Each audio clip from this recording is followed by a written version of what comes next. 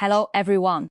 Today's topic might shock and distress you. There's a place in Taichung, Taiwan called Phase 7 luxury residential area. When you hear that name, your first thought must be high-end, luxurious and safe. After all, only the wealthy and prominent can live here. With glass curtain walls shining brightly and strict community security. Logically, this should be a place far from crime, where life is peaceful and serene. But who would have thought that in just over a month from late 2024 to early 2025? This glamorous luxury district witnessed three completely different yet equally shocking cases. A torture murder reminiscent of the 10 Great Tortures. A fraud ring den with involving 200 million NTD. And a street brawl that escalated from a trivial bill-splitting dispute. These three cases are like three sharp knives, ruthlessly tearing off the exquisite facade of Taichung Phase 7, revealing the violence, greed, and chaos hidden beneath.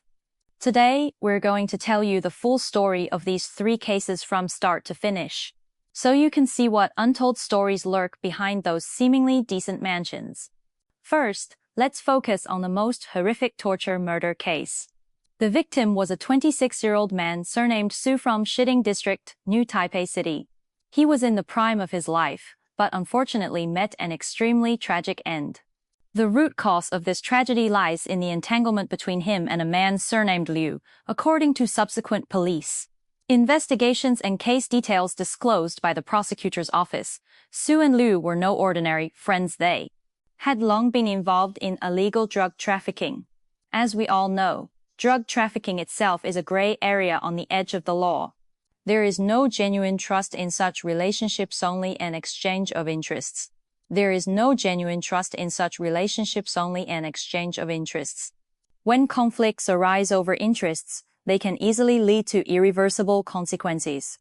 What's special about Liu is that he once served as the former vice president of the Taichung 6th Precinct Police Friends Association. Logically, having worked in a police-related system, he should have a clearer understanding of legal boundaries, and a greater reverence for life than the average person. But instead, he used his past identity and knowledge of law enforcement procedures to engage in the illegal activity of drug trafficking, even thinking he could evade supervision and avoid being.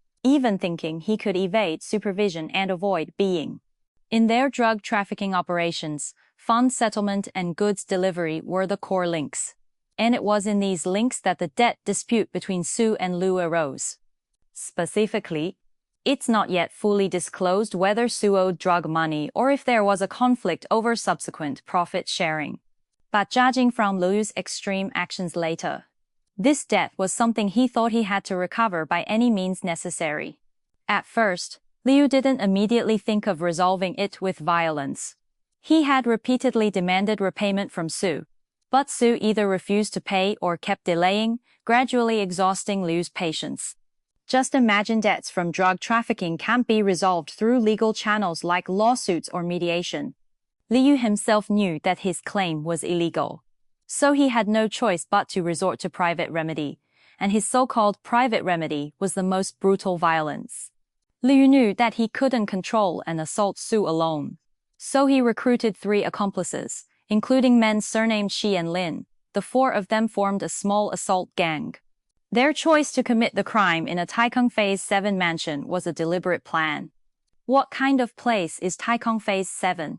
It's the top high-end residential area in Taichung, with tight security and a private environment.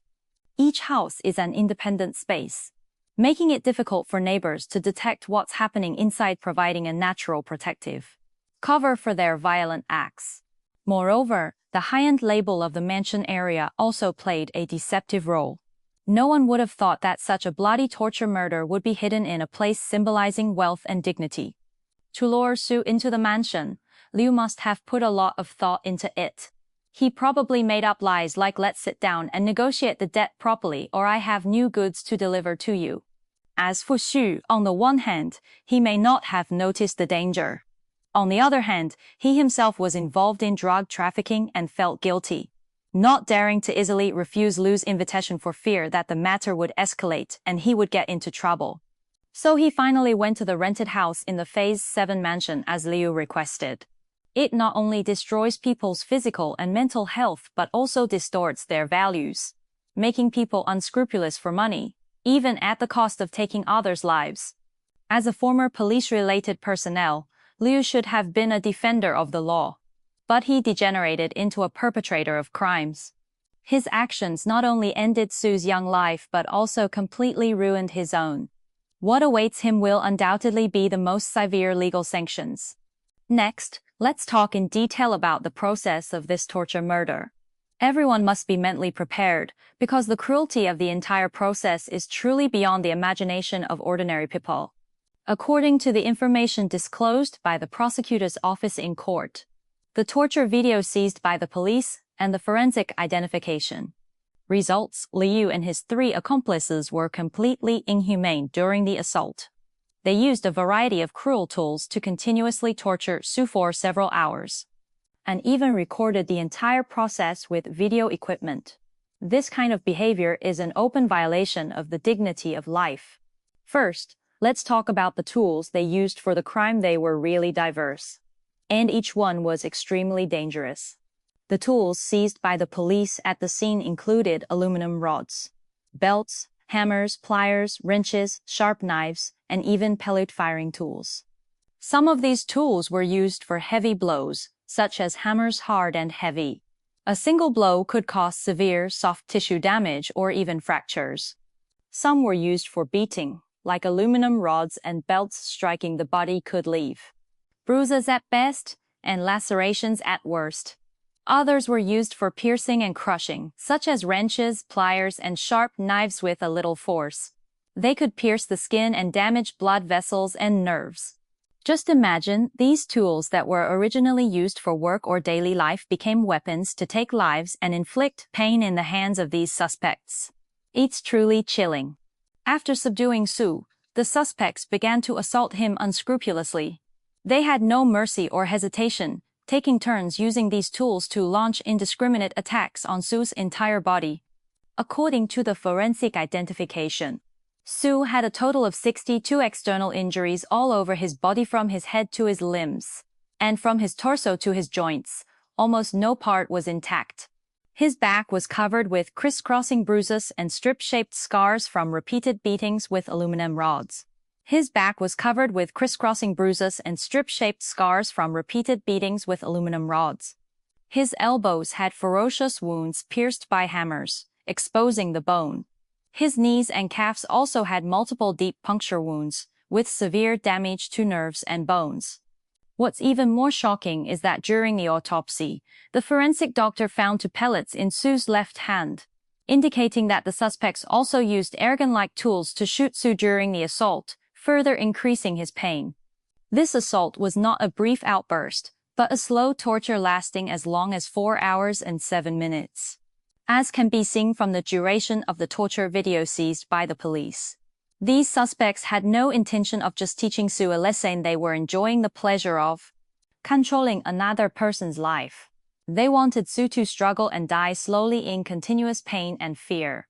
They beat him with hammers, whipped him with aluminum rods, crushed him with pliers, and threatened him with sharp knives, constantly changing their methods and tools of torture to prevent Su from adapting, keeping him in extreme pain all the time. This kind of slow-paced torture murder is more terrifying than instantaneous violence.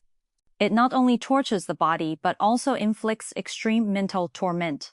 They didn't do it to keep evidence or coerce others, but regarded this bloody and cruel video as a kind of trophy and entertainment material. They used the camera to record Su's painful struggles and every moment of their own assault. You can even hear their mocking voices and the muffled sound of tools hitting flesh in the video. When the prosecutor played this video in court, everyone present was deeply shocked, and feelings of anger and condemnation were evident. This act of recording the assault is undoubtedly a secondary injury to the victim and an open provocation to the law and morality. It fully exposes the cold-bloodedness and cruelty in the suspects' hearts. They have completely lost their humanity and become a group of devils who only know how to assault and plunder. It shows us how terrifying people can become when they are overcome by greed and anger, and when they completely ignore the bottom line of the law and the dignity of life, relying on the privacy of the mansion. These suspects committed violence unscrupulously, thinking that their actions could escape detection. But they forgot that justice has long arms. Every one of their atrocities was recorded in the video and etched on the victim's body. These evidences will eventually become irrefutable proof to bring them to justice. After talking about the cruel assault process, let's look at the forensic identification results. These cold scientific data not only reveal the direct cause of Sue's death but also confirm the suspect's brutal acts in the most objective way. The autopsy of this case was conducted by a team led by the renowned forensic Dr. Gao Dacheng. The many abnormal phenomena they found during the autopsy have become key evidence to identify homicide by torture and allow us to more intuitively feel the inhumane torture Sue suffered. During the autopsy, the forensic doctor first discovered a very strange and shocking phenomenon. There was actually a layer of oil floating in Sue's blood. You may find this incredible. How can there be oil in the blood? Forensic Dr. Gao Dacheng specifically explained this in court. He said that this phenomenon could never be caused by natural death or ordinary injuries. It can only occur when the human body is subjected to prolonged and high-intensity blunt force beatings, resulting in severe damage to fat tissue all over the body and rupture of blood vessels. The oil released after the rupture of fat cells enters the blood circulation system, eventually forming the special phenomenon of oil floating in blood. This means that the beatings Sue suffered during his lifetime were so severe that fat leaked from the tissue into the blood. The intensity of this injury is unimaginable. In addition to the oil floating in the blood, the forensic doctor also found as many as 62 external injuries on Sue's body. These injuries were distributed in various parts of the body and were of different types, including contusions caused by blunt instruments, puncture wounds caused by sharp tools, and crush injuries. Each external injury corresponds to a different assault tool and attack method used by the suspects. For example, Sue's body had obvious traces of hammer blows, and some parts even had bone fractures and soft tissue depressions obviously caused by the suspects repeatedly hitting him with hammers. His back had large areas of strip-shaped bruises, which were traces left by being whipped with aluminum rods.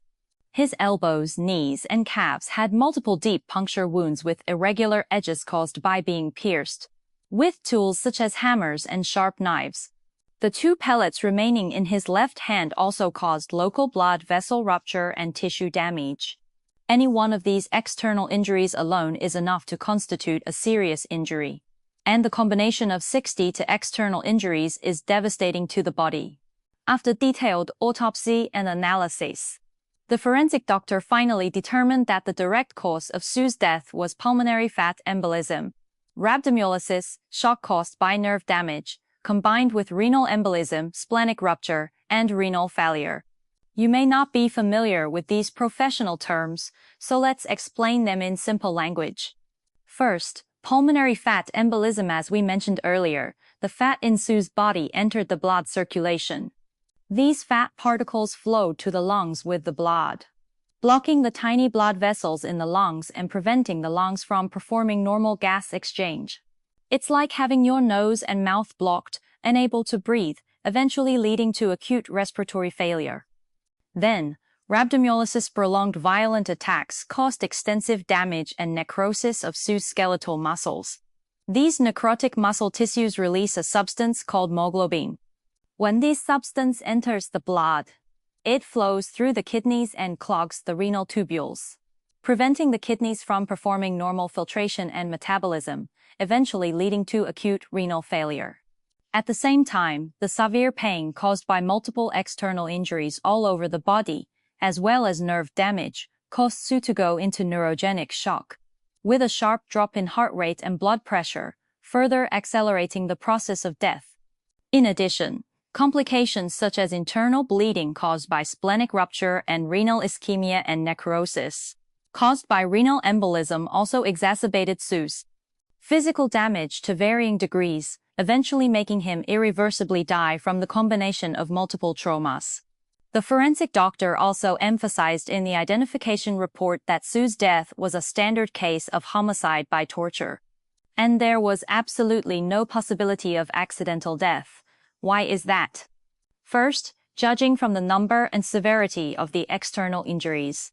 62 external injuries were distributed all over the body, and each injury was very serious.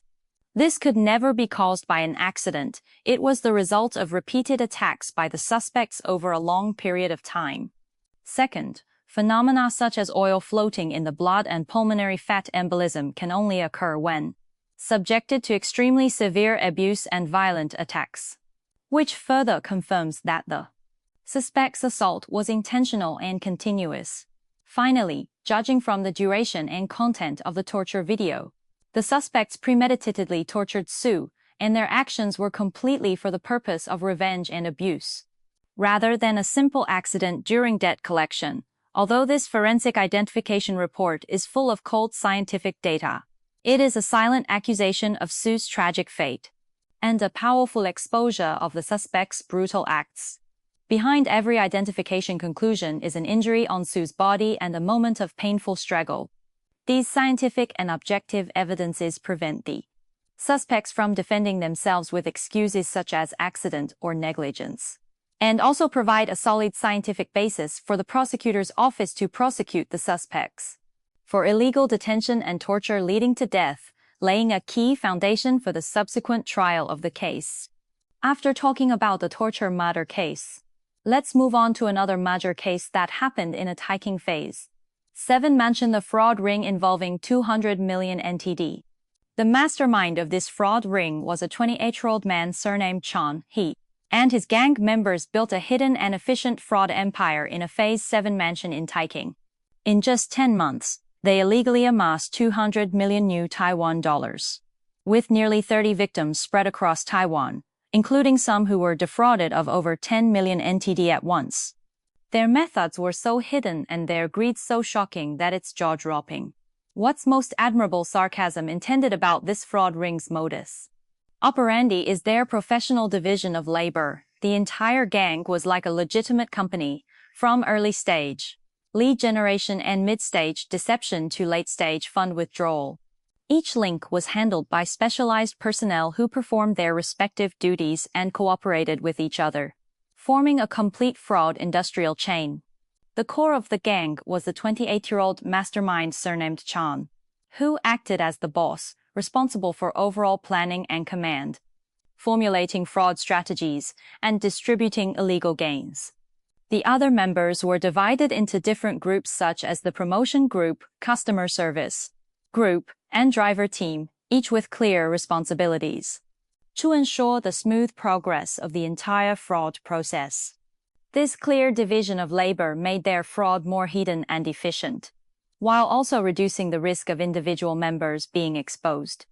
It has to be said that they put all their crooked thoughts into figuring out how to defraud people. Let's first talk about their first step, lead generation and deception. This step was mainly the responsibility of members of the promotion group. They would lurk on various social platforms, investment forums, WeChat groups, moments, and other channels, posting false investment information everywhere. The core selling point of this information was phrases like low risk, high return, capital protected with fixed interest, internal exclusive investment channels, and miss it and wait 10 years, specifically targeting people who wanted to make money but hoped for low risk. To make this false information look more credible, they also carefully packaged investment projects, fabricated false profit data such as invest 100,000 NTD, get 20,000 NTD return in a month or double your money in 3 months, and even said false transaction records and profit screenshots. They even created fake investment apps and websites, making the entire investment project look no different from a legitimate investment platform. What's even more insidious is that they also adopted a referral bonus model, encouraging early participants, some of whom were even disguised gang members, to invite their relatives and friends to join. As long as they successfully invited someone to invest, they could get a certain percentage of the bonus. This model would form phishing-style spread, attracting a large number of people to pay attention and participate in just a few days. Many victims were initially hesitant, but when they saw friends around them who were actually deceived saying this project is good, you can make money, coupled with the temptation of high returns, they gradually let their guard down and transferred their savings, pension money, and even loaned funds to the accounts provided by the gang without hesitation. After the victims transferred the money, it came to the second step, fund receipt and transfer. This step was the responsibility of members of the customer service group. The customer service staff would communicate with the victims one-on-one, providing attentive service throughout, guiding them on how to transfer money and how to check profits on the fake app. As soon as the victim's funds were transferred to the designated account, the customer service would immediately feed back the receipt information to the core team. After receiving the information, the mastermind surnamed Chan would immediately arrange for the splitting and transfer of the funds, dispersing the large sum of money into multiple different stolen identity accounts. These stolen identity accounts were mostly other people's bank cards obtained by the gang through illegal means, and the account information had nothing to do with the victims. This made it very difficult for the police to trace the flow of funds in the early stage. Moreover, they transferred the funds very quickly, often as soon as the victim finished transferring the money. The funds would be split into more than a dozen or even dozens of accounts, making it impossible to track. Next is the most critical and ingenious step in the entire fraud process: cash withdrawal and money laundering of the stolen funds. This step was the responsibility of members of the driver team, and it was also the core innovative part of the gang's modus operandi. As we all know, the current bank's anti-fraud early warning system is very strict. If there are large value transfers between unfamiliar accounts or frequent cash withdrawals, it is easy to be detected and reported by the bank, and the account may even be frozen. But this gang came up with a way to successfully evade bank supervision. They let the drivers disguise themselves as staff from used car dealerships, holding forged company seals, used car transaction contracts, and other documents, to go to banks to handle large-value cash withdrawal businesses. At the bank counter, the drivers would tell the staff that the funds being withdrawn were used car transaction proceeds, and would also show the forged contracts and seals to the staff. As we all know, used car transactions are often settled in cash, and the amount is often relatively large. When the bank staff saw the contracts and seals as proof, they generally did not have much doubt, and thus successfully allowed them to withdraw the cash. This method of cash withdrawal by disguising as a used car transaction really exploited loopholes in bank business processes, cleverly evading the bank's monitoring and early warning of telecom fraud funds and large-value cash withdrawals from unfamiliar accounts, allowing the gang to successfully convert the fraudulently obtained stolen funds into real cash. The fraud ring's den was located in a Phase 7 mansion in Taichung. There were reasons why they chose to commit crimes here. On the one hand, the high-end and private environment of the mansion could well disguise their elite identity, making the victims think people who can afford to live in mansions must have reliable investment projects, thus trusting them more. On the other hand, the mansion had tight security and strict control over personnel entry and exit, making it difficult for the outside world to detect their abnormal activities, providing a natural cover for their fraud. When the police later broke into the house, the scene they saw was shocking. The mastermind surnamed Chun was lying on a large bed wearing only a pair of underpants, with large piles of cash scattered everywhere in the room, as well as 12 high-end brand-name bags from international renowned brands, keys to multiple luxury cars, expensive watches, and other luxury goods. All these things were bought with the hard-earned money of the victims.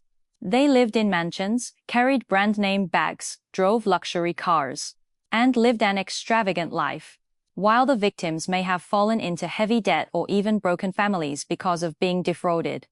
In addition to the clear division of labor and hidden cash withdrawal methods, the gangs' operations also had strong mobility and anti-investigation capabilities during the fraud. They would use multiple pseudonyms to communicate with the victims, and each person was equipped with multiple mobile phones for the crime. The police later seized 23 mobile phones at the scene, each corresponding to different victim groups or fraud links. Once there was a risk in a certain link, they would immediately discard the relevant equipment and cut off contact with the victims. They also prepared 31 passbooks and bank cards for stolen identity accounts and 54 fake company seals, ready to replace the tools for the crime at any time to ensure the continuous progress of the fraud. This careful arrangement allowed them to illegally amass 200 million NTD in just 10 months, with nearly 30 victims spread across Taiwan. It was not until a victim was defrauded of 10 million NTD at once, found that he could not withdraw the money, and reported to the police that this fraud empire hidden in the mansion was completely destroyed. When it comes to the case involving this fraud ring, it's really angering and distressing. They were only established for 10 months, but they frantically amassed 200 million new Taiwan dollars.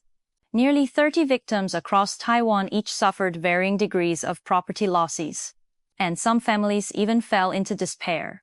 These victims came from all walks of life and had a wide age range, including retired elderly people, hardworking young professionals, and small business owners. The amount of money they were defrauded of ranged from several hundred thousand NTD to over 10 million NTD. Every sum of money represented their hard work and efforts. One of the victims was a retired elderly man who invested all his life savings of over 800,000 NTD in this fake investment project. At first, he also saw the so-called profits on the fake app and was quite happy, thinking that he had security for his old age. But when he wanted to withdraw the money to treat his sick wife, he found that the app could not withdraw the money at all, and the customer service he had been in contact with before no longer responded. It was at this moment that he realized he had been defrauded. His life savings were gone, and there was no money for his wife's medical treatment. The old man collapsed on the spot, cried all day, and his mental state got worse and worse. Another victim was a 30-something professional who had planned to use his savings of 1.5 million NTD over the years as a down payment for a house to give his family a stable home. When he saw this high-return investment project, he was tempted, thinking that if he could make more money, he could buy a bigger house. So he transferred all 1.5 million NTD into it without hesitation. But it didn't take long before he noticed something was wrong. The app couldn't be logged into, and the previous investment group was disbanded. That's when he realized he had been defrauded.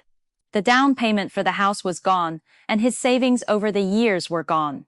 He not only had to face the disappointment of his family but also bear enormous psychological pressure, living in remorse and pain.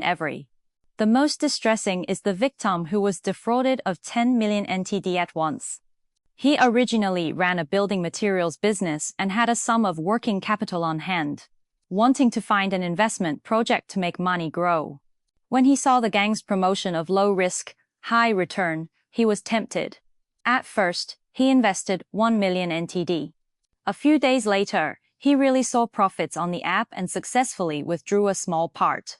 This made him completely let his guard down and invested the remaining 9 million NTD.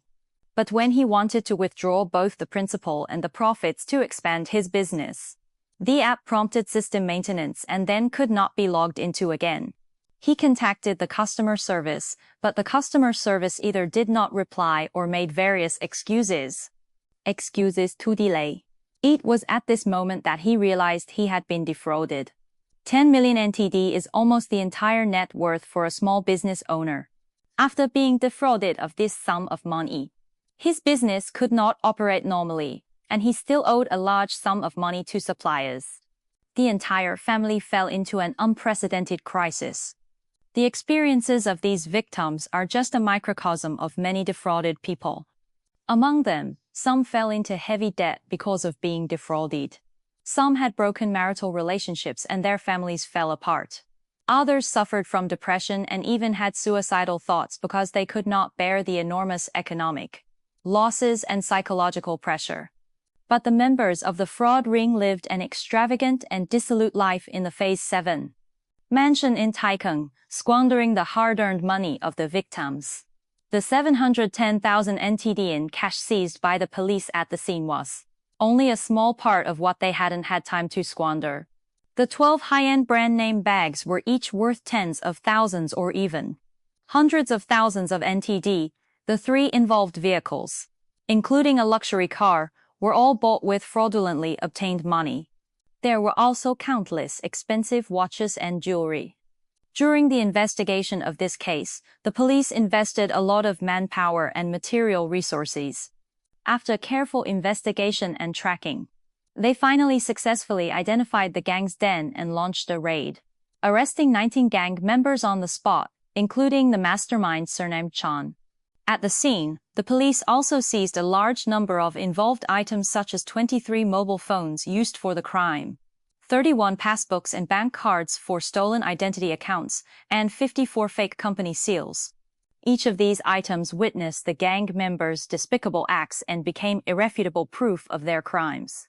At present, 7 core members, including the mastermind surnamed Chan, have been prosecuted and detained in accordance with the law by the Taichung District Prosecutor's Office on suspicion of Fraud and Money Laundering Control Act and other charges. The other 12 members have also been transferred for prosecution on relevant charges for participating in fraud, providing stolen identity accounts, and assisting in cash withdrawal.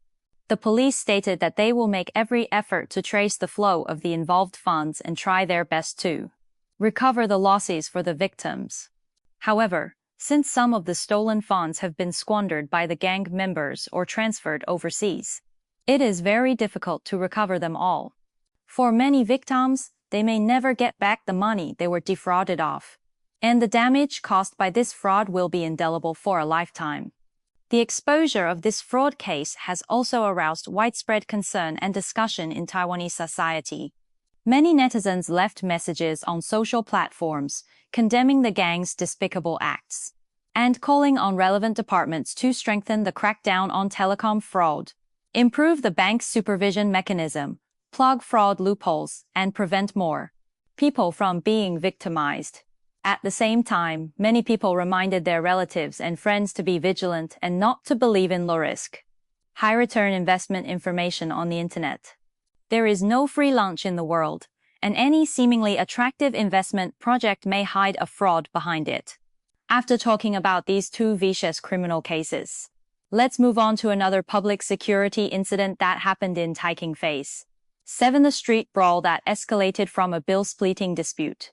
Although this incident is not as cruel as the torture murder case or as large in amount as the fraud case, it exposed the loopholes in the daily public security management of the Taichung Phase 7 business district and let us see the impulse and loss of control of human nature under the influence of alcohol. This brawl occurred at around 3 a.m. on January 13, 2025, at an outdoor bar district in Taichung Phase 7. Normally, at this time, most people have already fallen asleep and the streets are relatively quiet. But this sudden brawl broke the tranquility of the night. There were 3 people involved in the brawl: a 42-year-old woman surnamed Chan, a 40-year-old man surnamed Lin. The 2 were in a romantic relationship, and a 23-year-old female colleague surnamed Chan. The cause of the incident was actually very trivial. It was a dispute over splitting the bill after the drinking party. On the night of the incident, the couple Ms. Chan and Mr. Lin invited their colleague Ms. Chan to a gathering at this outdoor bar. The operation mode of this bar is very special. It is a quiet and comfortable cafe during the day, and turns into a lively nightclub at night. Relying on its superior location, fashionable decoration, and strong atmosphere, it attracts many young people and office workers to come here for leisure and entertainment. Especially on weekends and holidays, it is always crowded and very popular. The gathering of the 3 of them was quite pleasant at first. They found a window seat, ordered a lot of drinks and snacks, and chatted while drinking, talking about work, life, hobbies, and future plans, and the atmosphere was very harmonious. Before they knew it, they had been drinking for several hours and ordered more and more drinks, with the final consumption amount approaching 10,000 new Taiwan dollars. Originally, everyone was having a good time at the gathering, but unexpectedly, when it was time to pay the bill, a sudden dispute made the originally harmonious atmosphere drop to freezing point in an instant. because the three of them had drunk a lot of alcohol that night. They were obviously intoxicated, and their thinking and verbal expression were seriously affected by the alcohol. When discussing how to split the bill, differences arose between the two sides. Mr. Lin believed that the female colleague surnamed Chan had drunk the most that night and should pay more. But the female colleague surnamed Chan thought that everyone was gathering together and the expenses should be split equally. Why should she pay more just because she drank more? Both sides stuck to their own opinions and refused to give in. At first, it was just a verbal dispute with increasingly harsh tones. And later it turned into mutual accusations and insults. Alcohol made them lose the ability to communicate rationally and amplified each other's emotions. The original colleague and friend relationship fell apart under the collision of alcohol and interests. As the dispute escalated, the verbal conflict soon crossed the line and turned into a physical conflict. Mr. Lin lost his patience first and pushed the female colleague surnamed Chan hard.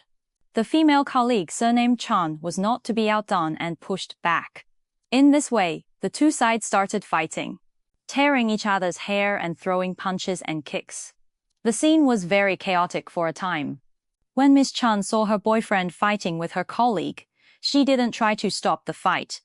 Instead, she felt that her boyfriend had been wronged, rushed up to help her boyfriend beat the female colleague surnamed Chan, crying and shouting while hitting her, saying some indistinct words. Crying and shouting while hitting her, saying some indistinct words. The three of them pushed and fought each other on the street, attracting the onlookers of many passers-by. Seeing this, some passers-by quickly took out their mobile phones to call the police, and several others tried to step forward to stop them. But because the three of them were all intoxicated and emotionally agitated, they couldn't listen to the dissuasion at all and even fought more fiercely. During the brawl, Mr. Lin was particularly emotional. He even held the female colleague surnamed Chan tightly and refused to let go even after the police arrived, showing a state of loss of control after drinking. After receiving the report from the public, the police rushed to the scene quickly. Faced with the chaotic brawl scene, the police immediately stepped forward to stop it. They shouted loudly to calm the emotionally agitated parties and forcibly separated the three who were fighting. During the process of stopping them, the three parties still refused to let go and kept arguing and insulting each other. Ms. Chung kept crying and begging for mercy. Mr. Lin was still angry and muttering to himself as if he still thought he was in the right. And the female colleague surnamed Chan was also emotionally agitated because of the injury, constantly accusing Mr. Lin and Miss Chan. To prevent the conflict from breaking out again and to ensure the safety of the onlookers at the scene, the police decided to take all three of them into control and adopted the mandatory measure of handcuffing them, taking them back to the police station for investigation. After arriving at the police station, after the police's patient persuasion and the gradual metabolism of alcohol, the emotions of the three parties finally calmed down, and they began to be able to clearly state what had happened. By retrieving the bar's surveillance video and questioning the parties and witnesses at the scene, the police restored the entire sequence of events and confirmed that the three had assaulted each other and caused physical injuries to each other. According to the relevant laws and regulations in Taiwan, the actions of the three have constituted the crime of injury. After completing the investigation and evidence collection, the police transferred the three to the prosecutor's office in accordance with the law for prosecution. What awaits them will be legal sanctions. This seemingly accidental street brawl is not an isolated case. With the continuous development of the Taichung Phase 7 business district, more and more bars and nightclubs have settled in. Drinking parties late at night have become a common occurrence. And public security problems such as conflicts caused by alcohol and noise pollution have become increasingly prominent. Residents nearby said that every weekend or holiday night, they can often hear quarrels, fights from the street, and loud music from the bars, which seriously affects their normal rest. Some residents said that there are elderly people and children in their families. The elderly have poor sleep and are often woken up by the noise late at night. The children also have poor mental states at school the next day because they didn't rest well. They have also reported these problems to the relevant departments, but the situation has not improved much. As a popular entertainment venue in the local area, the involved bar also has obvious deficiencies in operation and management. The bar did not effectively guide and control the amount of alcohol consumed by customers, and failed to detect and stop the intoxicated and out-of-control behavior of the parties in a timely manner, eventually leading to the escalation of the conflict. If the bar staff had intervened to mediate at the initial stage of the 7’s dispute, or stopped selling alcohol when they had drunk a certain amount, this brawl might not have happened. This brawl caused by bill splitting not only made the three parties face legal sanctions but also seriously affected their work and life. Ms. Chan and Mr. Lin are in a romantic relationship. After this incident, great conflicts have arisen between them, blaming each other for not being calm enough. This relationship may come to an end. The colleague relationship between Ms. Chan, Mr. Lin, and the female colleague surnamed Chan has also completely broken down. They will inevitably feel very embarrassed when they see each other at work in the future, and it may even affect their respective career development. More importantly, the criminal record of injury will leave a stain on their lives, which may have an adverse impact on their future work, life, and even the development of their children. This incident also sounds an alarm for all of us. We must drink in moderation and never overindulge. Although alcohol can make people relax temporarily, it can also numb people's nerves, make them lose their rationality, do things they would not normally do, and even trigger illegal and criminal acts. Gatherings between friends and colleagues are originally to enhance feelings. We should never haggling over trivial matters, let alone act impulsively under the influence of alcohol. When encountering problems, we should learn to communicate rationally and tolerate each other, cherishing the friendship between each other. At the same time, bars and other entertainment venues should also strengthen management, fulfill their responsibilities, guide customers to drink in a civilized manner, resolve potential conflicts in a timely manner, and jointly maintain the order and safety of public places. Speaking of which, we have finished talking about the three cases that happened in the Taichung Phase 7 luxury residential area. From the torture murder reminiscent of torture, to the 200 million fraud case, and then to the street brawl caused by bill splitting. These three cases are of different natures and involve different people, but they all happened in Taichung Phase 7A, luxury residential area that should be high-end, safe, and decent. This makes us think, why are there so many illegal and criminal incidents happening one after another in a place that symbolizes wealth and status? In fact, upon careful consideration, there are many reasons. First, the privacy of the luxury residential area has to a certain extent become a protective umbrella for crimes. Whether it is the rented house where the torture murder occurred or the den of the fraud ring, they all have independent and enclosed spaces. Committing crimes inside makes it difficult for the outside world to detect. However, community property management often only pays attention to the identity of the owners and the entry and exit of vehicles, and lacks effective supervision over the daily activities of the tenants, which gives criminals an opportunity.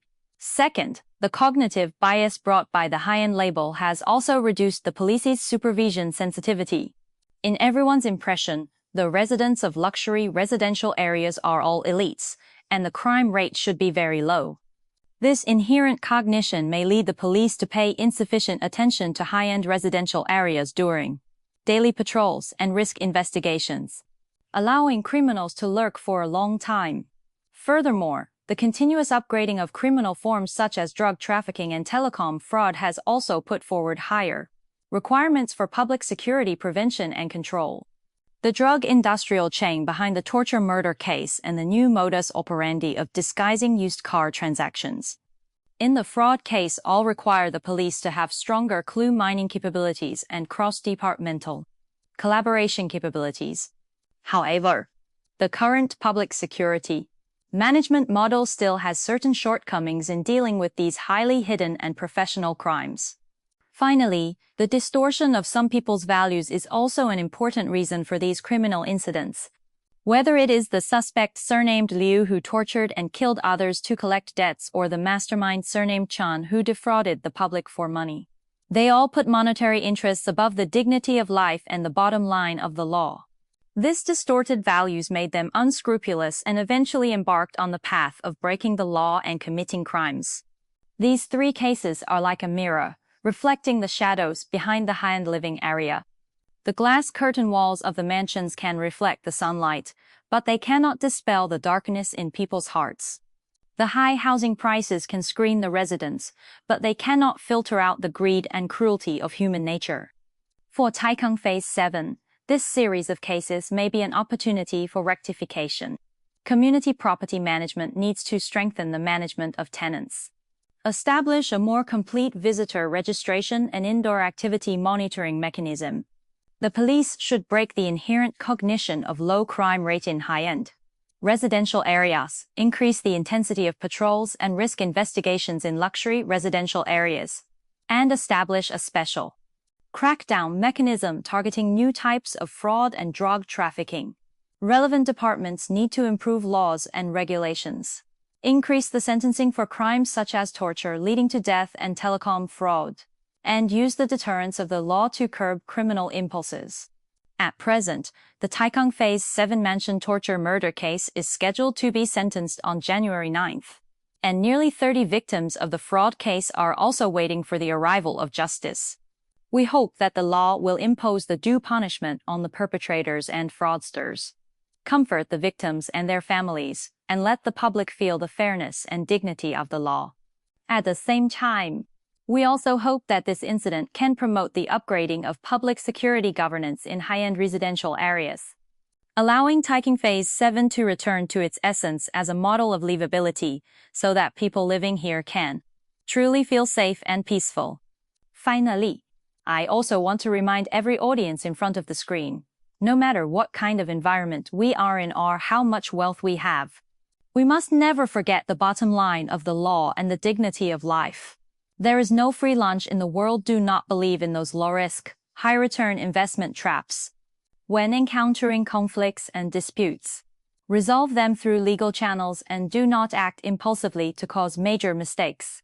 At the same time, we must also improve our self-protection awareness and report suspicious situations to the police in a timely manner, so that criminals have nowhere to hide.